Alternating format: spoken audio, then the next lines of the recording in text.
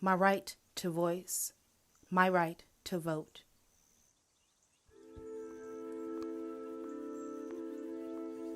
The day my great-grandmother uttered no, removed the reins of the mule from my grandmother's hands and demanded she follow her palm sweat into the balm of the little shack's lavender, my great-grandfather left to toil his crop on his own, kissing his teeth the entire time at the knowing heft of a woman's decision.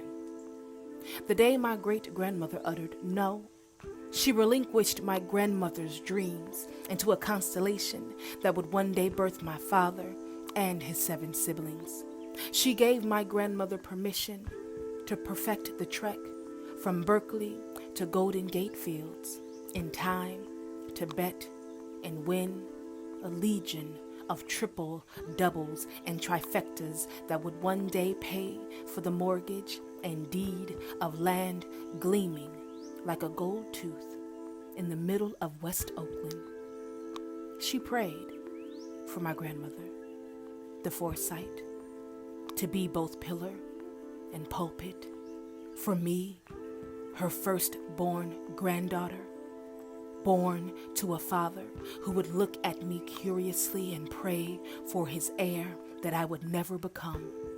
I knew then, as all omens must, this broken structure, this house of lonely glass is simply kindling for my kind.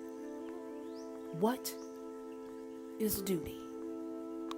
To a woman born with a taste for vengeance, there is no other way to become than to undo the most heinous foul from our bones, burn its fur, and watch its smoke signal in the air. Watch it call the other women to safety. Watch it become a polling place, a formidable home. Here is a place to brew ideas. Here is a place to unshield. Armor is heavy, no matter the shoulders, but have you witnessed the brilliance of woman?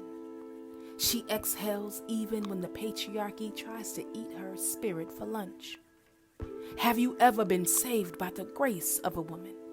The way she considers and breaks open the husk of a coconut to feed all within her reach, nourish the body and the mind with her teachings. She is a warrior, fighting collectively for 100 years, but protecting the young centuries before. She's learned if a silencing occurs, her step heavy in the light towards equality will quake the picket line. Initially, suffrage didn't include black women.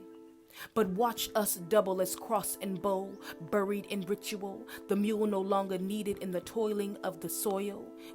She will plant sunflowers and birth a new skyline. Can you imagine? A world where we work in the discomfort. It is a signal of growth. Our collective voices stretching root-like into the core of who we must become if we are to survive. Patriarchy is a lie, but if you are ready to relish in the bounty of a beautiful capacity of love and respect, you can learn from a woman's voice.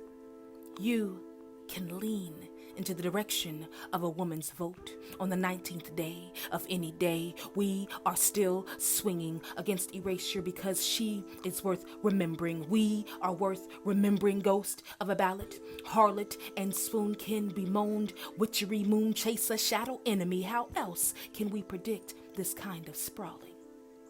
We live here now, where women walk next to their loves, where women don't go missing, where women learn to call themselves by new names, names that fit into their fist like heartstones. Put it close to your ear. Can you hear it? I am here to burn it all down.